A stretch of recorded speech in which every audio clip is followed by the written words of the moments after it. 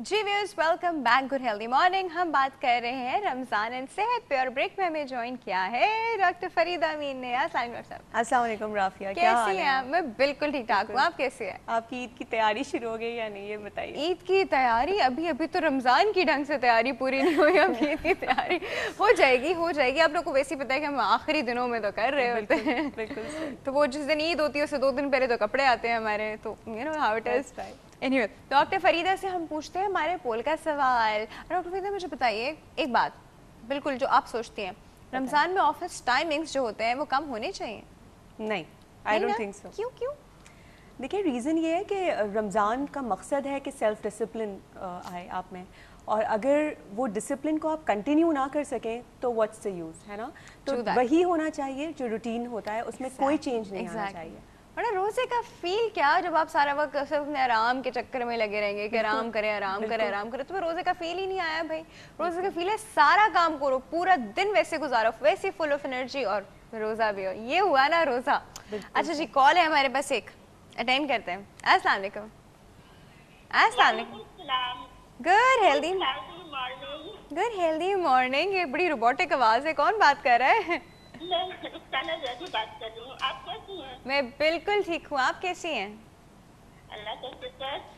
अच्छा, आप भी हमारे पोल का जवाब देंगी? जी बिल्कुल दूंगी। क्या कहना चाहेंगी? मेरे ख्याल में तो ये जो रमजान के टाइमिंग का शॉर्ट नहीं करना चाहिए। शॉर्ट नहीं करने चाहिए ना? बिल्कुल शॉर्ट नहीं करने चाहिए, क्योंकि ये महीना रहमत समेटने का है, रहमतों बरकतों फजीलतों का है। तो जाहिर है कि अल्लाह ताला ने जो कहा है जितना काम करेगा उसका सवाब भी मिलेगा, है ना। अगर सवाब हासिल करना है तो इंसान को काम करना पड़ेगा। वेरी ट्रू, बिल्कुल सही कह रही है। और वैसे तो एक सहाबी थे जैसे पहले रोजे जब था तो ऐसा था कि अगर आपने अफ्तारी थोड़े से टाइम में नहीं की तो फिर वो कंटिन्यू हो जाता था।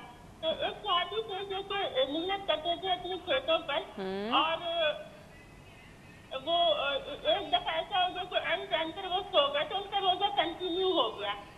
फिर दोबारा एक दफा फिर ऐसा हुआ तो उनका बहुत लंबा कंटिन्यू हो गया, फिर मेहनत करते रहे, कंटिन्यू हो गया। सल्लल्लाहु अलैहि वसल्लम ने जब उन तक ये इत्तला पहुंची तो उन्होंने इसका बहुत नोटिस लिया और उनको बहुत ख्याल हुआ कि फिर जनाब रोजे का ये हो गया कि अफ्तारी के बाद सारी रात जो है वो इंसान खा पी सकता है।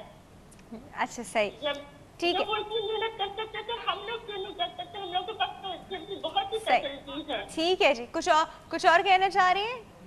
चलिए जी, thank you so much for your call. I think उनकी आवाज़ भी हमें सही नहीं आ रही, लेकिन वो उनकी बात मुझे एग्जैक्टली बहुत क्लियर होकर समझ नहीं आई। रोज़ा कंटिन्यू हो गया, या क्या वो इतना लंबा सो गए कि अगले दिन की सहरी का टाइम हो गया, है ना? ये प्रॉब्लम हो सकता है ना?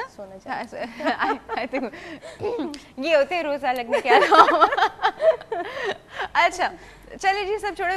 रोजा हो और लगे ना, ऐसा कैसे हो सकता है कि ना लगे? महसूस तो होना ही चाहिए ना, होना ही चाहिए जी। हम ये चीज प्यास को भी लगना चाहिए और भूख को भी लगना चाहिए। सही।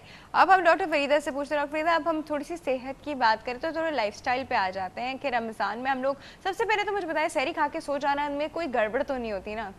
कर सकते हैं ना ऐसे? देखिए, नींद आ रही होती है। किसी भी मील के बाद फौरी तौर पे सो जाना जो है वो अच्छी बात नहीं है ना। कोई भी मील, चाहे वो टमी बाहर आएगी, टमी बाहर आने के अलावा देखिए ना, खाना मुंह की तरफ आएगा ना। अगर आप लेट जाएंगे और अगर आप ऊंचा कर लें बैठ के सो जाए, ये भी हो सकता है।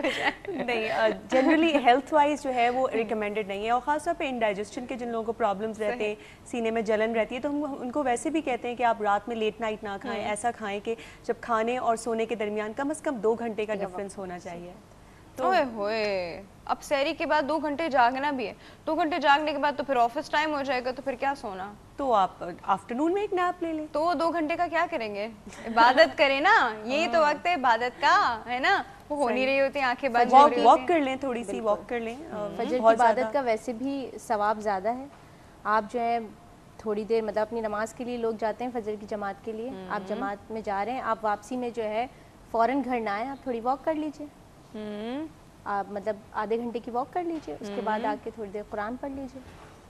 हाँ, देखें कितनी अच्छी रूटीन है ना? काश ऐसा कर सके सब लोग, बिल्कुल, है ना? करना चाहिए। ठीक है। अच्छा, तो मतलब ये मेडिकली भी प्रेफरेबल है कि आप सहरी के बाद फ़ौरन ना सोएं। बिल्कुल। हाउस वाइफ है तो आप इंजॉय कर सकती हैं, 2 घंटे बाद सो जाएं, लेकिन ऑफिस वाले तो डेफिनेटली नहीं कर सकते। सहरी तो सहरी है, चलें उसके बाद तो ये कि नींद में से उठ के खा रहे हैं तो इसलिए शायद उनको नींद आ रही है ना, तो ये बात समझ में आती है। लेकिन लोग इफ्तारी के बाद सो जाते हैं, सही, इफ्तारी के बाद सो जाते हैं। इफ्तारी के बाद तो वो तो ऑटोमेटिकली नींद आ रही होती है। हाँ, लेकिन उस वक्त तो तरावी ज़्यादा में खड़े एहतियात खड़े सो करनी जाते चाहिए। हैं।